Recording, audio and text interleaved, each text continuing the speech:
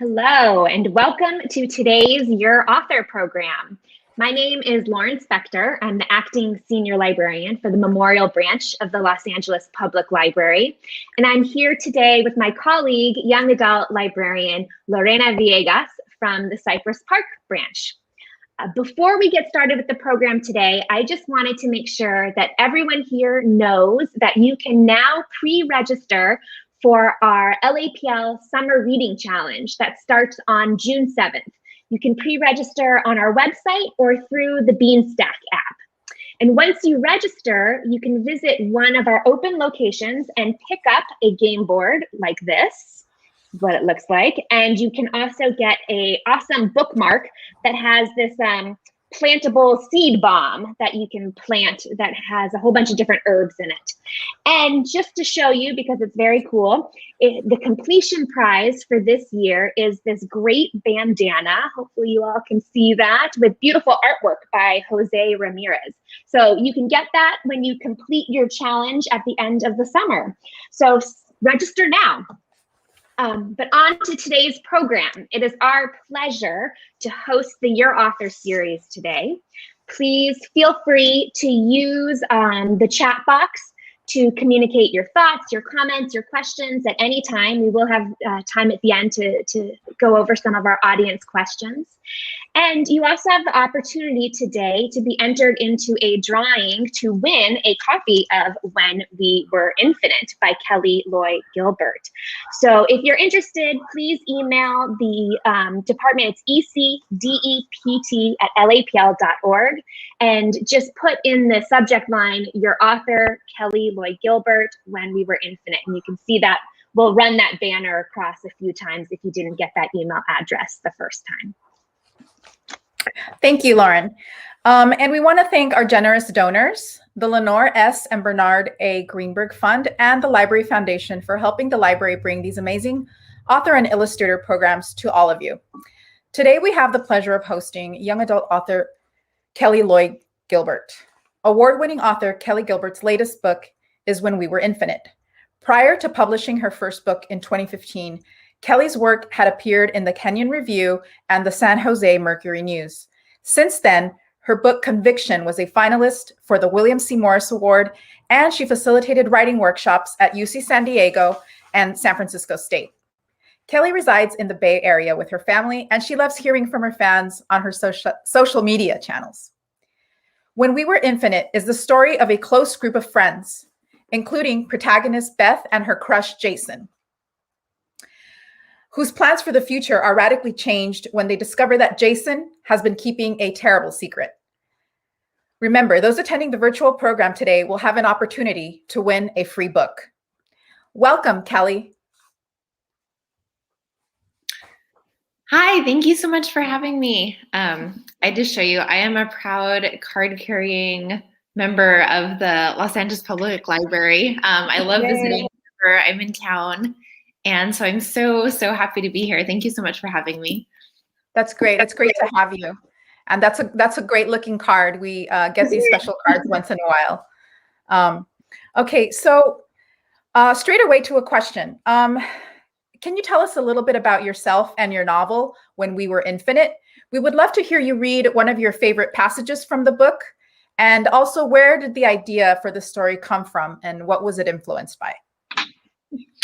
So I started writing this book something like 15 years ago. These are characters who have been with me for so much of my life and kind of through all the major transitions of my adult life. And the story originally came from, I was in college. I'd kind of just left high school, and I was I think really thinking a lot about the sort of really close friendships you can make when you're young, and the ways that those friendships can kind of resonate through your entire life, the way that things happen when you're a teenager, you're sort of coming of age, and how those things can be so impactful. I think I was sort of reacting to sort of this like societal message I felt like I was hearing, that, you know, like things that happen when you're young don't count, or like the friends you make when you're in high school, like you're gonna go on and have this sort of new life in college and it's not gonna matter anymore. But I feel like it can be such this really impactful, important time of life. And so I wanted to really write a story that was focusing on those friendships and the way that people can sort of hurt and heal each other and just be sort of everything to each other in that time of their lives. And I started writing it, and the story kind of really in the past 15 years has changed a lot. The original characters didn't even have cell phones. They were like all using landlines. It was like that long ago. And it was interesting kind of seeing the ways that technology evolved, and also I think the ways that people sort of conceived of relationships in relation to that technology changed. And so that was kind of always been the core of the story for me, is a story of friendship, and the ways that people both can and can't find what they need in each other, and sort of how to live around that. And then, of course, what happens when something shatters that, when that's like the most important thing in your world and something goes wrong in that like careful, perfect universe you've built. So I was going to read just a little bit from the beginning here. I'll just read maybe a paragraph. When Jason was voted onto homecoming court the fall of our senior year, it both did and didn't come as a surprise. It didn't because Jason was attractive and talented and kind. I, of all people, understood his appeal. It did because he generally disliked attention, and for that matter, dances. And because I often thought of the five of us as our own self-contained universe, it was a little jarring to have the outside world lay claim to him like this. Netta Hamer, the ASB president, made the announcement at the beginning of lunch one day when the five of us were all sitting together in our usual spot.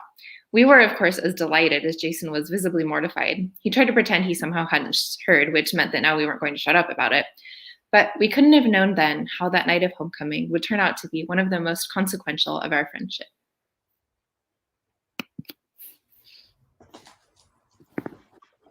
Thank you for reading some of that for us. One of the major things about When We Were Infinite, obviously, is music. I mean, it's a huge part of all of the characters' lives, and essentially what sort of brought them together to begin with.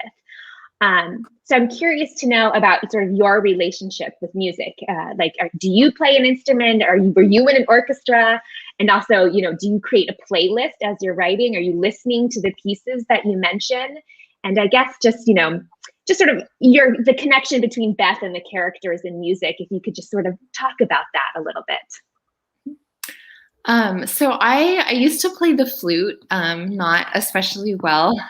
So kind of the level that Beth and her friends are at is like way beyond the level I ever got to. But I grew up in a predominantly Asian American community, and these like really prestigious youth orchestras are like a big thing here. And so I had a lot of friends who were in them. I have a lot of friends still who are like extremely musically talented. And I was always so, I think, fascinated by that world. And also just like really impressed with these people who were so devoted and so talented at this age. And just, I was really interested in kind of exploring what lens that would give you to sort of be so in touch with like musicality and just the ways that that would sort of impact the way you saw the world and also yourself. One of the things I really loved exploring in the book was how Beth's relationship to music shapes her self-image and her kind of self-concept, and just also the way she thinks about herself. One of my favorite lines in the book is Beth is with Jason, who she's in love with, and they're kind of up in the hills above where they live, and there's this like rustling in the brush, and she's like, "Oh, what was that?" And Jason's like, "Oh, it's probably a squirrel. It sounds bigger than it is." And Beth's like, "Oh, I think that's kind of what I've always loved about being in an orchestra. Just the idea that you can be part of something bigger, and the sounds that you're making through it are just something people would never guess that it's you in there," is what she says. And I also loved exploring the idea of this really close friendship where everyone is sort of working towards this same goal. Sort of they're in this same, orchestra, but at the same time, there's so much like complexity within that. They have all sort of their individual relationships to music, and that kind of causes some tension later in the book where Beth sort of expects everyone to be as committed and as devoted as she is, and sort of starts to find out that that isn't the case, and sort of that kind of alarms her. And I think one of my favorite things to write about any book is the research. I love immersing myself in a world that I don't know as much about or I'm just not as familiar with. And this one was so fun. I did like so much research into like violin. It probably would have been faster. I was thinking to just learn how to play violin just like on a really basic level because I was like trying to like read about it and figure out and like ask all my violin friends. So the next step I should have just like tried to do like really basic violin learning. And, you know, like really going deep into like music theory and watching a lot of concerts and classical musicians. And that was like a really enjoyable part of writing the book, was going really deep into that. And then trying to think about everything I was seeing through like Beth's eyes, and not just, you know, what am I listening to, but what are the things that she would be hearing in this, or what would she be picking out of this song right now? Yeah, and I liked, there was one part, I forgot what composition there was, but they were going to play a composition that didn't have an ending, or I think the composer had died before finishing the composition. And to me, like, it symbolized all their friendships and what continuing their friendships after the end of high school meant to them. So I don't know, that was really beautiful to me. And it just, okay. So my next question is about Beth, and she's obviously very invested in her close group of friends. And she seems like a people pleaser type. But she also harbors a lot of anger towards her mom. And personally, this really like gnawed at me because I'm a mother of a teenager and sometimes I feel this, but I know the dynamics of her and her parents' relationship. And a lot of teens see this as the parent who stays gets blamed for and gets demonized, and the parent who leaves is idolized and kind of, you know, put on a pedestal. And I'm kind of happy that, I mean, I don't want to give anything away, but there is a resolution to that. But what was the most challenging part of writing Beth's character, and do you relate to any part of Beth? I think a couple challenging parts. One, like you mentioned, and I hear this from a lot of readers too, that in times she can be very difficult to understand, or the things she's doing or saying or believing, like they're not what you would hope she would. She struggles like a lot, for example, with insecurity and her self-image, and she kind of, I think, loses so much of herself trying to be what other people want her to be. And so I think it's always a challenge when I'm writing a character who, if I were like talking to them in real life, I would want them to be doing something so different than what they are doing. And so I think it's kind of always a challenge having the character have sort of the freedom to explore and do that. I have to say too, I think that writing, especially female characters, POC characters, like any marginalized character, I think the reaction to them tends to be a little bit more maybe scrutiny. And so I think you hear a lot about how, you know, there's a lot of questions about like, are they likable? Are they relatable? And so that's always something that I sort of have to like turn off those voices in my head, you know, wondering those things, and just let them sort of be human. And I think another challenge with her is that she can be really passive in a way. I think she's someone who, you know, in a way wants to kind of micromanage everybody and everything around her because she has so much anxiety about ways that things can fall apart. Because she's seen that happen before in her family. But it's kind of boring, like, to read about a super passive character. So like trying to find ways where she was like acting and engaging and running things, but also like staying true to sort of who I imagined she would be was kind of like technically like this sort of big challenge, I guess, for me. Do you relate to Beth in any way?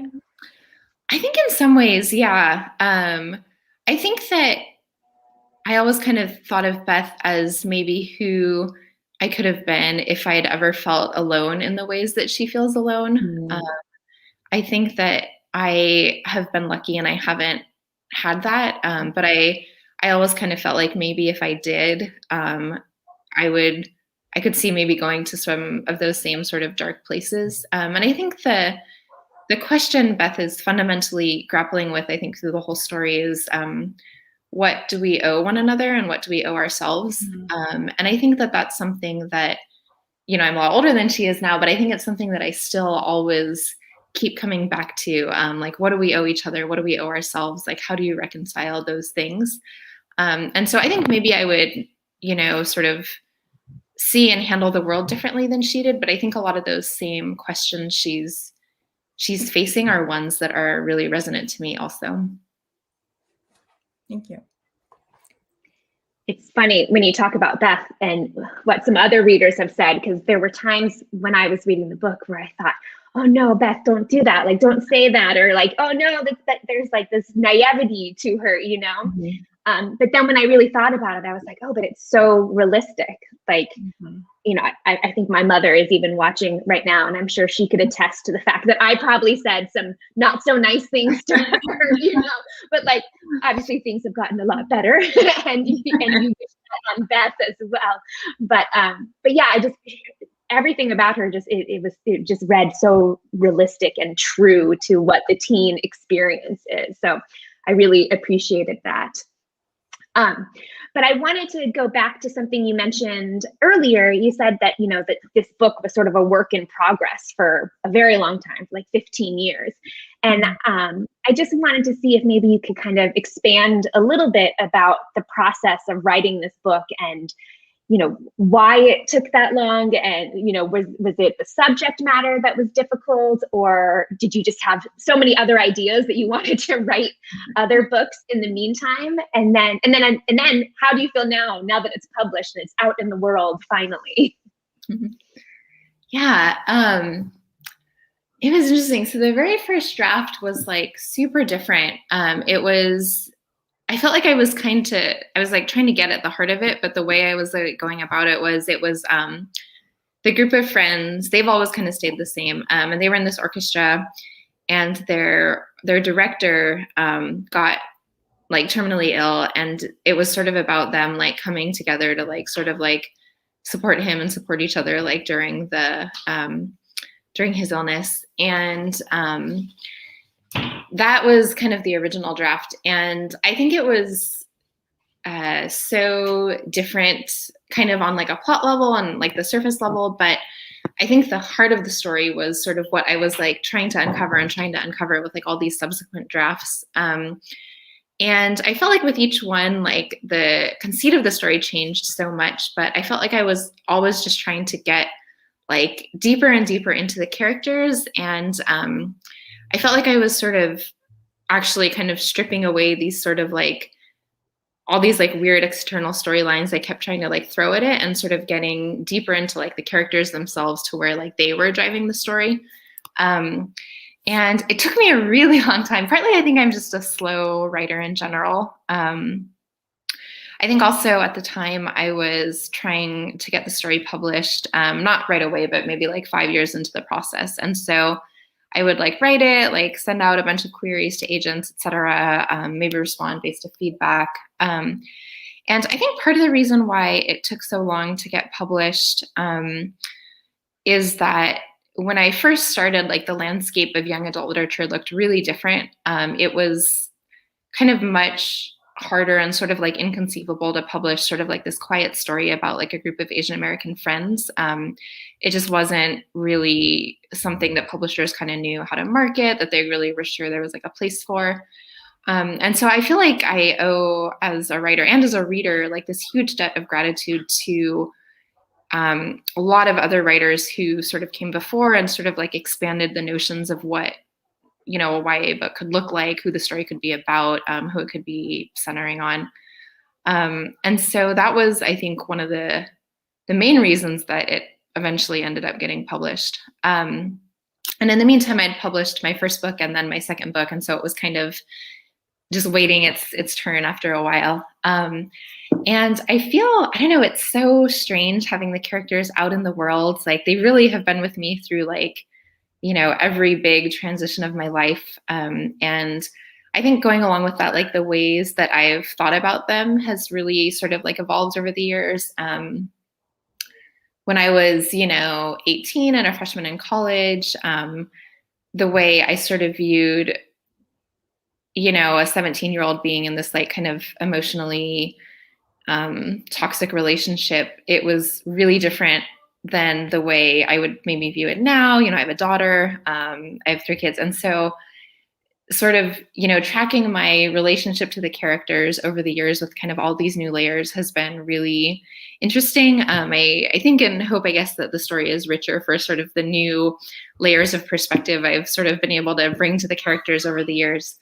But I am so thankful the book is out. It's been really great hearing from people about it. And I think it was always kind of one of those, like, you hear about people having like the book of their heart. And I think this was mine. And I just sort of always felt like, there were so many times when it looked like the road was over for the book and it just wasn't going to go anywhere. And I just always felt like I really wanted to bring those characters into the world. So I feel like, I guess, really happy that they exist and they're there. So.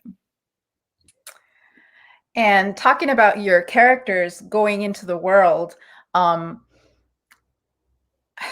have you thought of maybe or considered it becoming maybe a Netflix series or a Netflix movie? I mean, I can see these kids, and having their issues on screen. And I mean, there's other YA literature doing the same thing. So I don't know. How do you feel about that?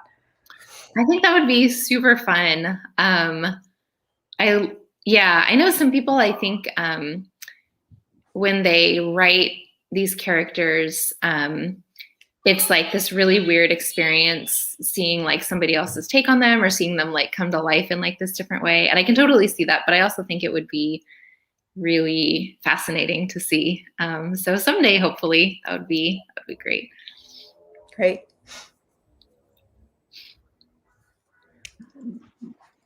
Okay, sorry. So just speaking of just writing in general, I'm curious, or we're all sort of curious, the pandemic and COVID has sort of affected all of us in different ways. Obviously, it's changed how we work regularly, how we work creatively, everything. And we're curious to know about how it's affected you, how it's affected you creatively, or just your attention to be able to continue to write during this time.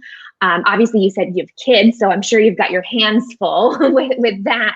So we're just kind of curious how the pandemic has affected you and how you've been able to kind of overcome any of those difficulties that you've experienced through this past crazy 15 months.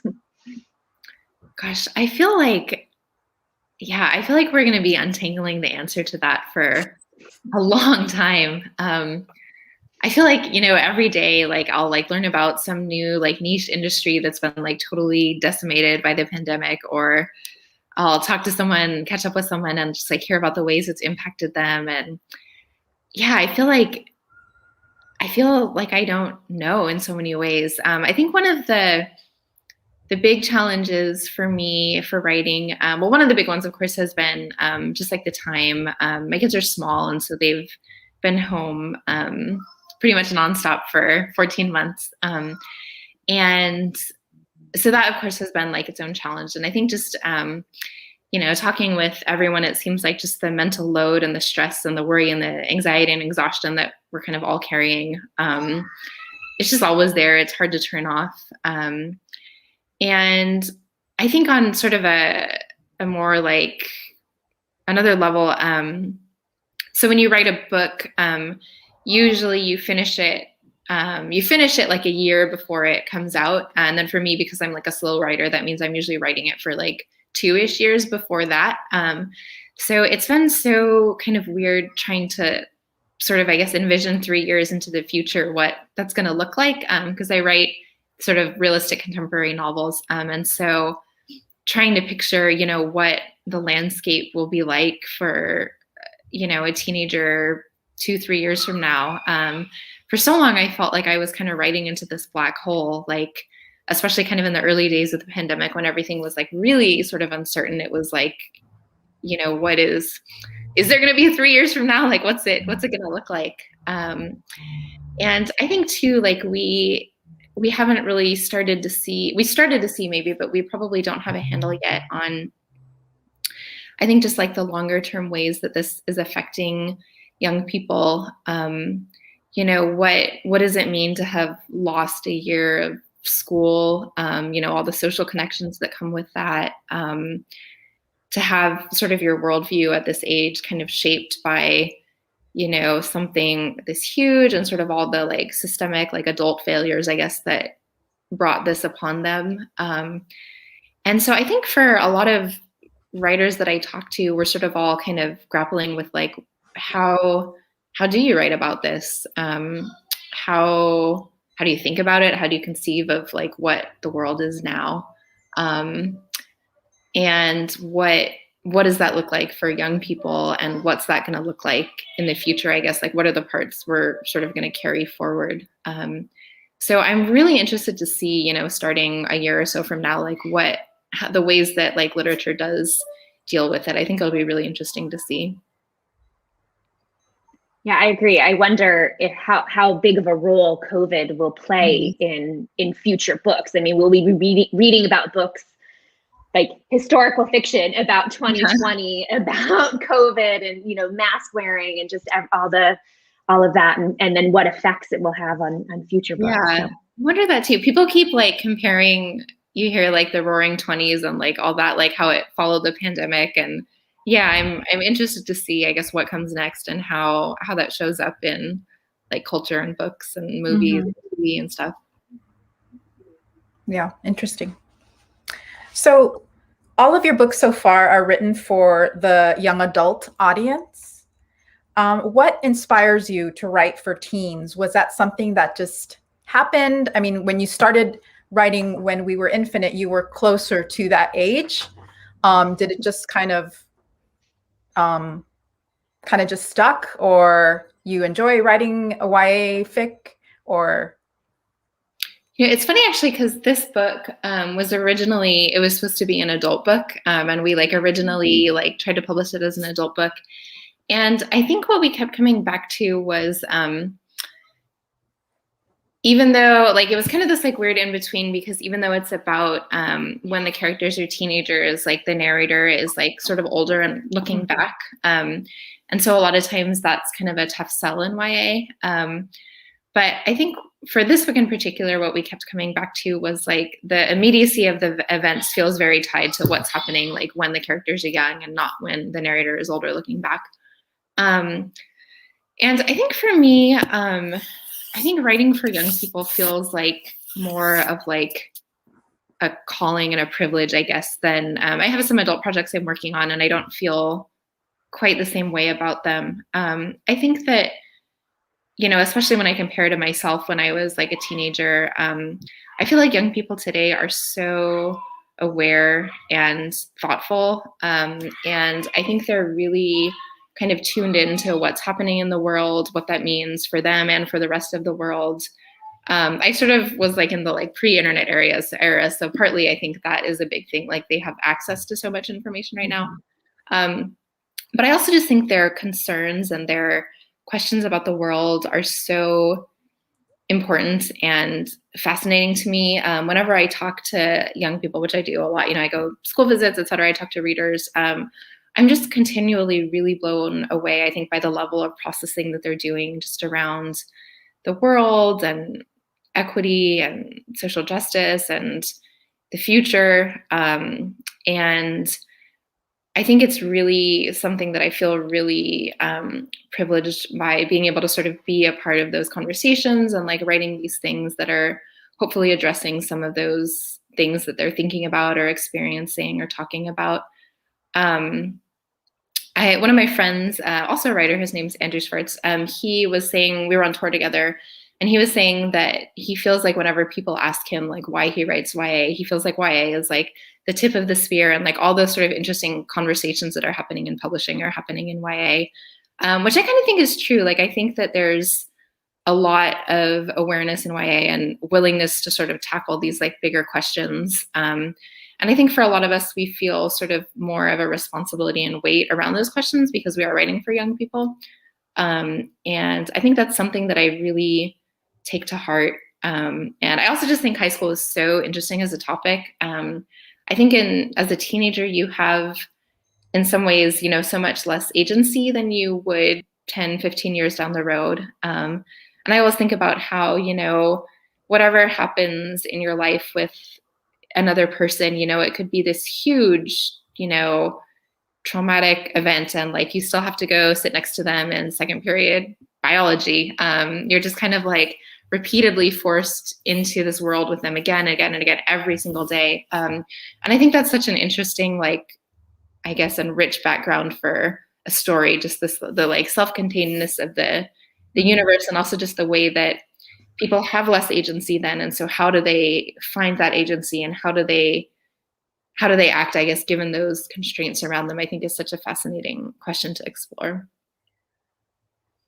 Interesting.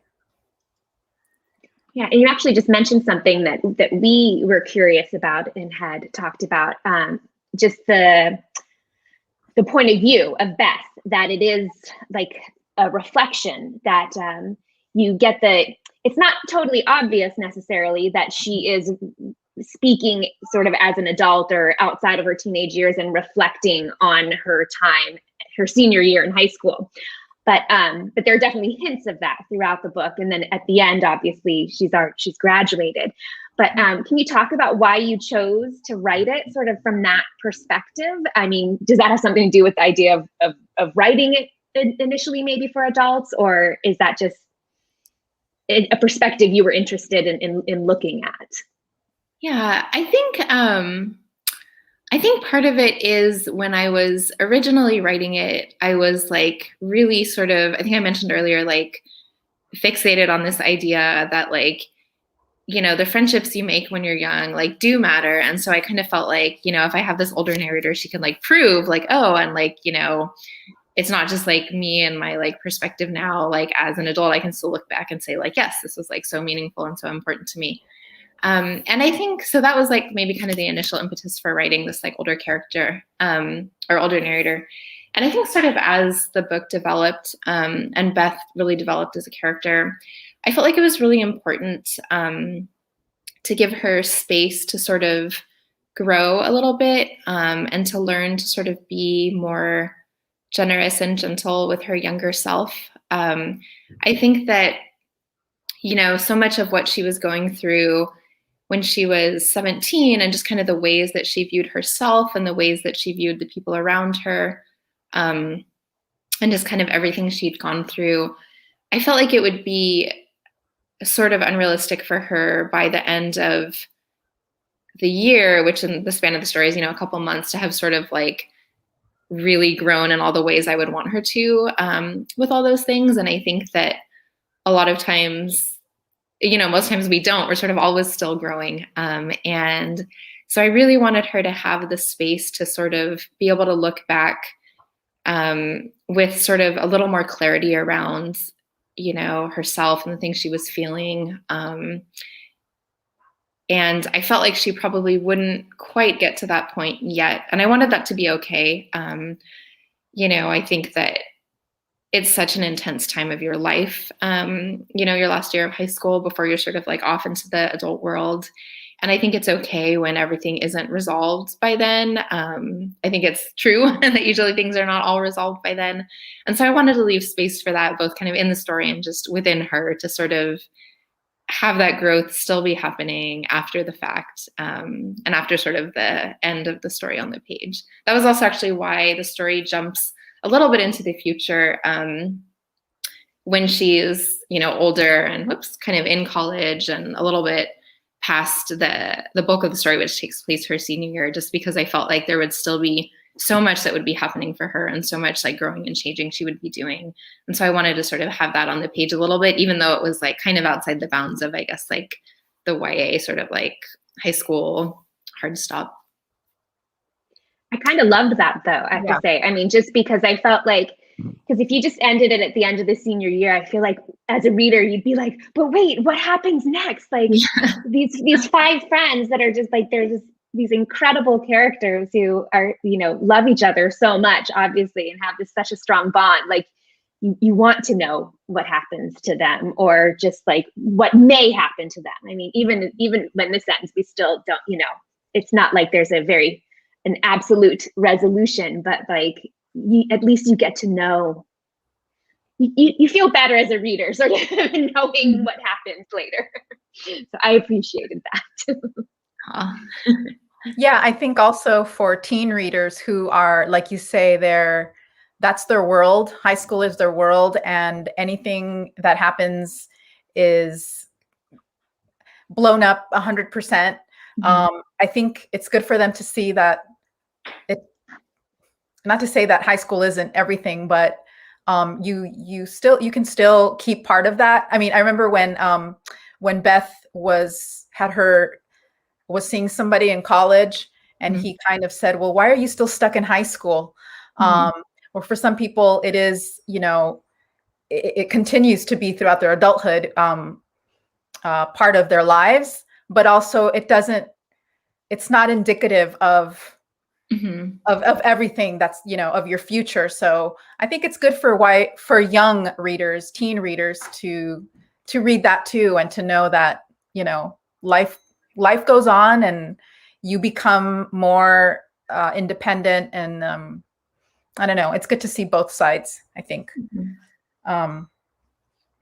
So are you reading any YA authors? Are you reading any books right now that you can tell us about, or do you have any favorite authors? One book that I loved that just came out is Stacey Lee's Luck of the Titanic. I don't know if you're familiar with her. She writes historical fiction, and she always kind of imagines Asian American protagonists into events that typically when we hear like the historical narrative, they're usually excluded from that. And so her latest book is about a girl named Valora Luck, and she like stows away onto the Titanic to follow her twin brother Jamie, who is on this boat too. And it's so good. I loved this book. I'm a huge fan of her in general, but I think this is one of her best. Really loved it. And what else have I been reading? Actually, another way the pandemic, I guess, has been impacting my writing is that it's been impacting my reading. I've barely read this year compared to like a normal year. And so, yeah, I feel like normally I would have so many other titles that I would just be like immersed in, but I think that's the most recent thing I read, but it's so good. I highly recommend it. Thank you. Got to look into that. So before we move on to some audience questions, can you tell us what's next for you? Are there any projects you have in the works that you're allowed to talk about and to tell us about? Because we'd love to know what's coming up for you. Yeah, so this one hasn't been announced, so I don't know how much I can say, but my next book is one that I'm really excited about. One of the things that I am really loving about it in particular is that it's about this like really like messy, kind of dramatic, sort of like in some ways awful, like fictional celebrities. And the main character is like this really, I think she's like so compelling and fascinating, but also like really sort of prickly and unlikable. And it's so fun to write. It's like super like liberating and interesting. And there's just like so much drama within this family. It's kind of inspired by maybe not quite reality TV, but like almost. And it's been like super fun to write. So I'm really having a fun time with that one.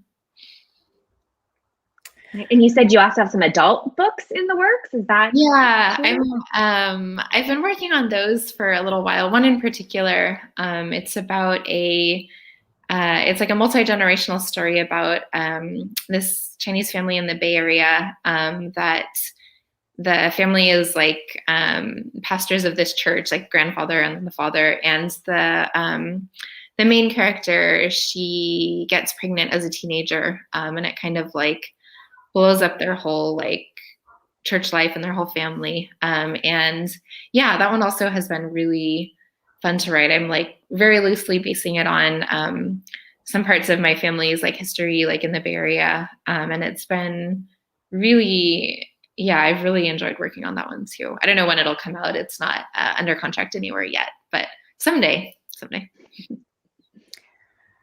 Okay, and also before we get to audience questions, just remember to the audience that we are giving away some copies of the book, When We Were Infinite.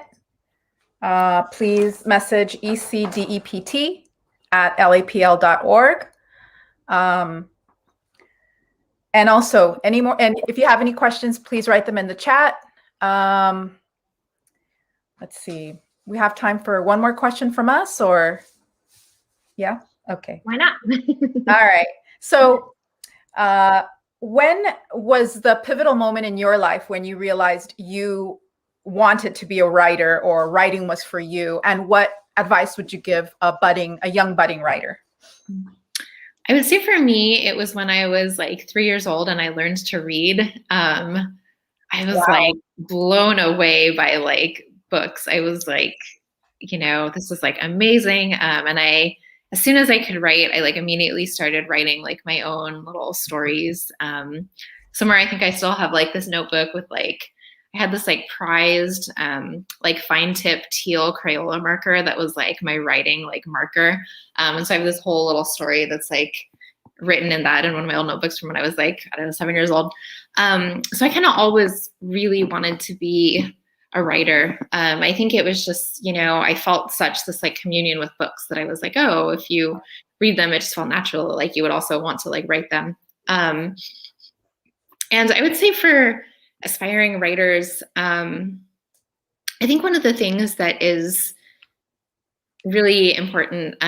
So I think there's like a lot of opportunities these days, which is really great to sort of share work with others. Like I know there's a lot of like online programs or like forums. There's like NaNoWriMo. There's on like Twitter, I know a lot of writers connect and like become critique partners. And I think one of the most important things is to sort of recognize that, I guess sort of to think about for yourself who you want your audience to be, like who is your story written for, like who are you trying to speak to with the story, and find a way to be true to that, and sort of whatever voices you're hearing about, how the story is, how it's landing, whatever, like, and sort of always filter that through like who ultimately is the story for, the feedback I'm getting or the responses I'm getting, like is this my audience? I think not everyone is going to maybe understand your story. Not every book is going to be for every reader, and that's totally fine. But I think having sort of a strong picture in your mind of like, who do you want the story to connect with? Like, who is this speaking to? I think that can be so valuable as you're sort of navigating, like taking the story out to other people, out into the world, and like still finding a way to be true to the thing you wanted to tell, like the story that like only you can write. I think is a really important thing. Thank you. Okay, we have more questions, but we'll see. We'll go to, there's at least a couple of audience questions, so we can do those and then we can ask more too. So the first question we got was from Mary, and she asks, aside from Beth, who was your favorite character in the book to write, and what did you enjoy about their role in the story?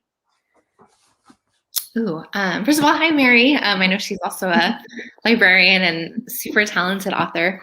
I think my favorite character to write was probably Jason, who's the boy that Beth is in love with. And he has kind of this really troubled home situation. And a lot of the story hinges around like her trying to like save him in a sense. And I think what I really liked writing about him is that I feel like he is so different from me, I guess, and the ways that he responded to events was so interesting to write, because I think he's someone who feels like kind of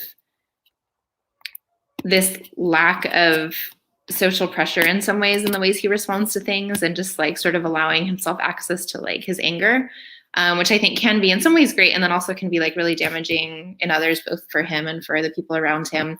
And so that was kind of really interesting to explore. But at the same time, I think he's someone who has this like extremely strict code that he tries to live by. And it's something that he cares so much about, and he has like so much fidelity to this idea of like this person he wants to be. And so I think I really enjoyed writing him sort of within those constraints, and then also the ways that he just like totally broke that, and then exploring, I guess, how that would impact him.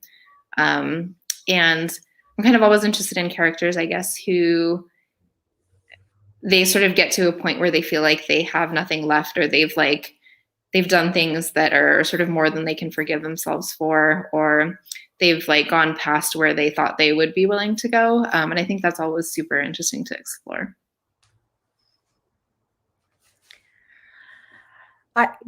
Thank you. I actually did have a question about something that happens to Jason and your trigger warning at the beginning of your book. I'm curious, if that is something that you requested, or how it came to be put in your book. And do you think that is going to be the path now for YA books with deep subjects like this?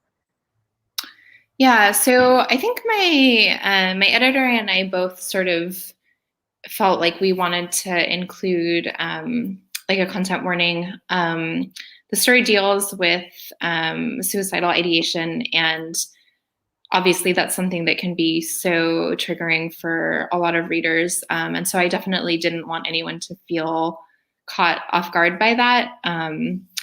And we sort of like tried really hard to game it out. So the way that it sort of is in the book is like, it tells you there's a content warning, and then I think you can turn the page to see it if you want, because I was also envisioning, somebody picking up the book in a bookstore and having the content warning just kind of appear out of nowhere. And I was worried that that itself would maybe be triggering. So we kind of wanted to give people the option, like if they felt like they were in a place where they were like, okay, I'd want to see it, like then they could like turn the page and like access that. And I think one of the challenges about it is, that's kind of an obvious one, but there are so many things in books that you don't know, how they're going to land with people, or sort of what people's, trauma histories are attached to like, various things. Like in the book, there's, like there's like microaggressions, whatever. And so I was a little concerned that by like listing some, like people would feel like caught off guard if there were others that weren't listed. So that was kind of my only concern. I think my editor felt like that was maybe sort of the big one that we should focus on. And I could see, I think, going forward, seeing more of that in books. I've heard from a couple of readers who appreciated it, which was great to hear that it maybe was helpful in some way. And I think definitely, just writing for young people, I think most authors feel that sort of extra layer of, I guess, care and responsibility when you're imagining your readers. So I wouldn't be surprised if, we do sort of see more of that going forward in books, I would think. I agree. Yeah, I really appreciated that. I mean, I think I think this book was the first book where I've seen where it was sort of so obvious. I mean, I think other books have maybe said something about, like on the copyright page might say something, Mm-hmm. So I thought it was great. I mean, I just think that like, especially nowadays, and especially with YA literature, because so much of it are issue books, there's so much happening, and it's very dramatic, and it could end traumatic for people. Yeah. So I thought that was really, really great. And I mean, it and it doesn't spoil anything for the book for anybody watching. Yeah, there's some people they don't want that experience, right? Yeah. Yeah. But there is another question about the title of the book from Lindsay, which we haven't talked about. And I know when you read the book, you do catch the title at some point, but she just is asking, how did the title come about? So I have to say, I'm like so bad with titles. It's like always one of my like biggest challenges writing a book. The original like working title of the book was Fluency, which kind of made a little more sense, I think, in previous drafts. And I kind of always knew it was going to change eventually. But we kind of like combed through the book actually looking for like a passage or like a phrase or something that might work as a title. And I think we picked When We Were Infinite, I think just as kind of a nod to just the feeling of when it's you and your friends and that's everything. And I guess also sort of as a nod to the way that those friendships, I think, will actually be kind of infinite for Beth and how they will sort of reverberate across like her whole life. And I think actually it was my editor who like suggested that as a title, which has, I think, been true for all of my books. Yeah, they tend not to be conceived by me. It's, you know, it has a very YA kind of feel. I mean, the title, I loved it. Yeah, I felt like she nailed it. Yeah, she nailed it. And when I read it in the book, it made sense and it came together quite nicely. I also wanted to, you know, despite the fact that the topic is heavy, the suicide and the other things that are in the book, I think it was written so I don't know what the word is. I don't know, gracefully or just it's very light and very well written. And I don't know. And also I kind of noted that there's like absolutely almost no like sex in the book. Mm-hmm. I kind of appreciated that. Even if there is that love interest, and did you purposely leave that out, or did you choose to not put anything like that kind of heavy stuff? Yeah, I think it was funny because my editor she kept being like, I want more kissing scenes. Like, I want more like, making out scenes. I think I felt like Beth wasn't ready. And I think that was something that Jason respected. I think that, yeah, like I feel like in writing about sex, I would want like consent to be such a big and important part of that, I think, in writing for young people.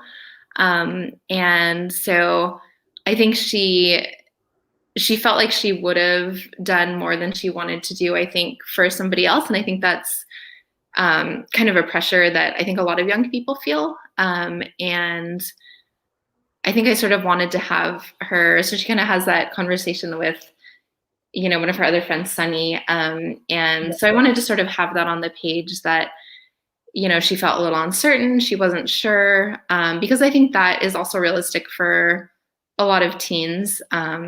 It's kind of this big thing, you know, maybe you don't know yet, and that's fine. That's totally okay. And so I wanted that to be a part of the story too. Yeah, I like the way the conversation with Sunny really reiterated that you might want to, but if you're not sure, don't be pressured into it. And I really, man, her friends were really solid friends. I mean, the way they all came together, you know, I was like, man, why didn't I have friends like this in high school? I can see why she wanted to just really hold on to that group. Yeah. You know? But, yeah. Anyway, Sunny, Grace, and Brandon were all just like the voice of reason, it seems like those three were so solid. And like, you just were like, listen to them, Beth, listen to them, you know? We do have another question from an audience member. You mentioned the Stacey Lee book, The Luck of the Titanic, but what were some of your favorite books that you read as a teenager, or that you said, you wanted to write since you were little, but were there any authors that particularly inspired you to write? When I was a teen, I really loved Caroline B. Cooney. She wrote like the Face on the Milk Carton book series, and I loved those. I loved like everything she wrote. I think when I was like an older teenager. I was like in college, but still a teenager. I read Prep by Curtis Sittenfeld, and I think that was really inspiring to me because it was a book that like delved like really deeply into this like young teen girl's life and just her thoughts. And I think it was kind of this like revelation for me because, you know, like in high school, I feel like we read a lot of books about like war and like, I don't know, violence and stuff. And not that those aren't also like really important, but I think I had sort of had this idea that a book had to be about those things to be like meaningful. And so like having this book that was like about just like what this girl was thinking basically was like really revelatory for me. It was like, oh, you can write about that. And so I think that was, one of the most influential books for me. I still really love it. I still love everything she writes, Curtis Sittenfeld. All right, great. That brings us to about 4 minutes till we're done here. And I want to thank everybody who's joined us today. We hope that you enjoyed this conversation with author Kelly Lloyd Gilbert. Again, we would like to thank our donors, the Library Foundation, our behind-the-scenes staff, and all of you for supporting the library. And don't forget to message ECDPT at lapl.org for your free copy. This is an excellent book.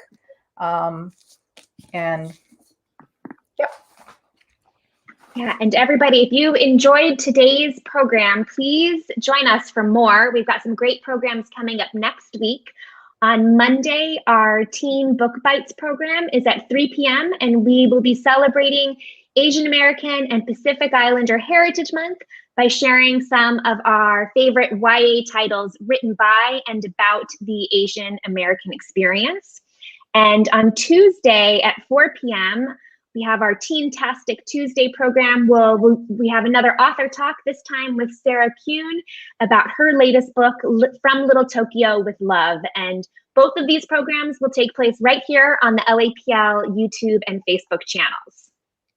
And if you haven't already checked it out, you need to go to the lapl.org Facebook channel and watch the Linda Lindas. They're going viral, so don't miss it. Kelly, you too, don't forget to check it out. You'll love it. These girls are amazing. And yeah, so thank you everybody for coming down. Thank you. Thank you very much, Kelly. Thank you.